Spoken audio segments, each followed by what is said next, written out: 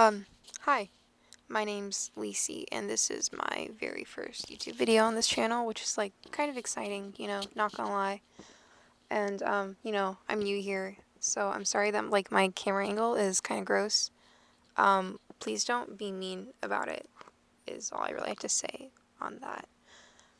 I kind of just wanted to talk about expectations that, mostly, I guess just expectations that I kind of hold for myself to like constantly be like not just good at what I do, but like exceptional, and like how if I'm not feeling like I'm at least at the top or at least like one of the best, it's so incredibly frustrating. So, yeah, I mean, expectations. We all have expectations, and they're good. They're important, and they're something that you push and work towards, but at the same time, they can just be so, I don't know, smothering, I guess. Like, I don't know about you guys, but I constantly feel the weight of my parents and even my own expectations of myself. On myself? I don't know. I probably should have wrote out a script. That would have been like kind of smart or something. um, I've always been a people pleaser, and like growing up, my parents, they always expected the best for me, especially with school, because my dad, he's from Arkansas, which is like 48th in the US in education, and my mom grew up in the USSR, so neither of them had like great opportunities. And so education was always really important for them because they didn't want me to like end up like my dad, aka his only option for success in life being the military, because like nobody wants that as your only option.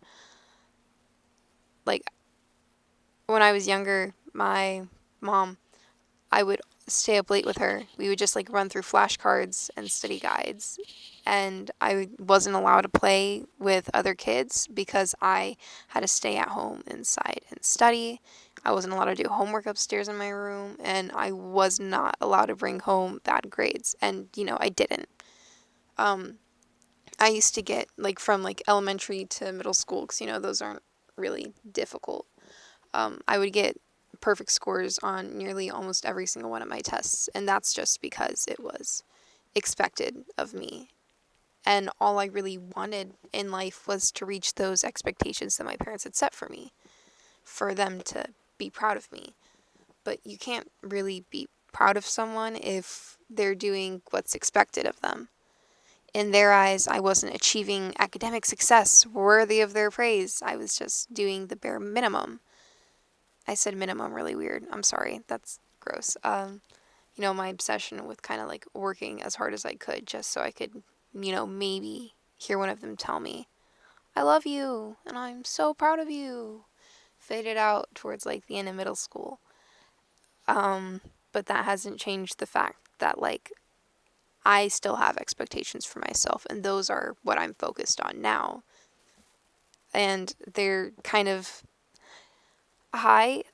Um, because of the way that I was raised, it's really difficult for me to deal with any sort of failure, whether it be school or anything else in my life for that matter.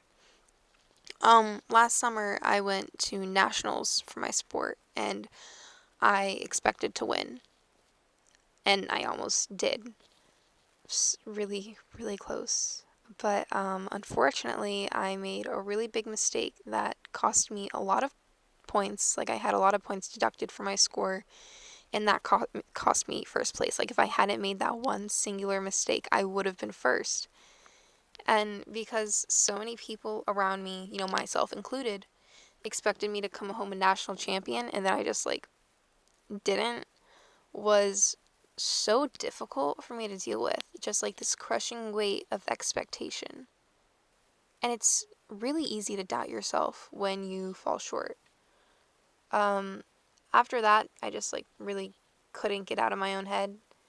And I never felt like I was good enough, and I was just constantly messing up small skills, and I would just like cry in the bathroom for like half of practice because I didn't feel like I was good enough, and I felt like I was failing everybody around me. And my coaches were also like really upset over it because they had expected a lot from me and I did not meet those expectations. They were really disappointed in me. And I could see that by the way that they were like treating me in practices and such. So I quit. That's it. It's crazy to think about how that was something that I loved so much and was so passionate about, and I just quit it like it meant absolutely nothing to me. And, now that I'm no longer an athlete and I can't really rely on a scholarship to get me into college, my expectations for myself in school have been raised by a lot, and not by just me, but like my parents as well, because they're like, hey, you don't have... Oh my god, I thought I heard somebody coming into my room. I was about to like cry. I don't know. The thought of like my parents walking in while I'm doing a voiceover for a YouTube channel that they know nothing about is like terrifying. I couldn't really blame B on a practice anymore. And it was super disappointing at first because I wasn't meeting these expectations in school that had been set for me. So I felt like a failure, and I was like, man, I'm going to fail at life. Like, I'm not going to get accepted into any colleges. And I honestly still think that because, like, my transcript kind of sucks, but that's a conversation for another time, I guess. I really should write a script. I feel like that would probably be easier to, like, keep up with this. I've always been, like, a STEM person, I really like the fact that it's something that has a definitive answer. Or at least math does, at least. Science is a bit more broad. But, like, usually there's, like, some sort of reason why something happens. And I decided to take AP Chem this year because I want to eventually go to dental school.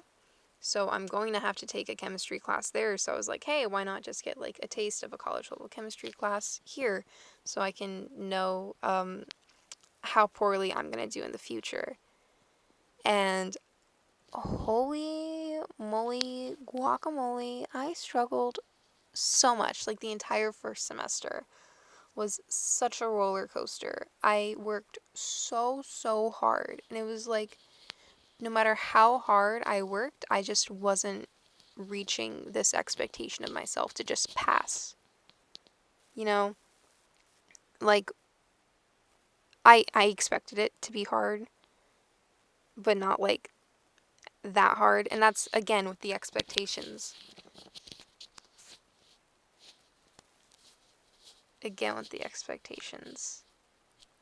Dang, we should just not expect anything from ourselves and just like vibe. Unfortunately, I don't think any of us are not high strung enough to do that. I mean, you're sitting here watching a study with me video. Nerd.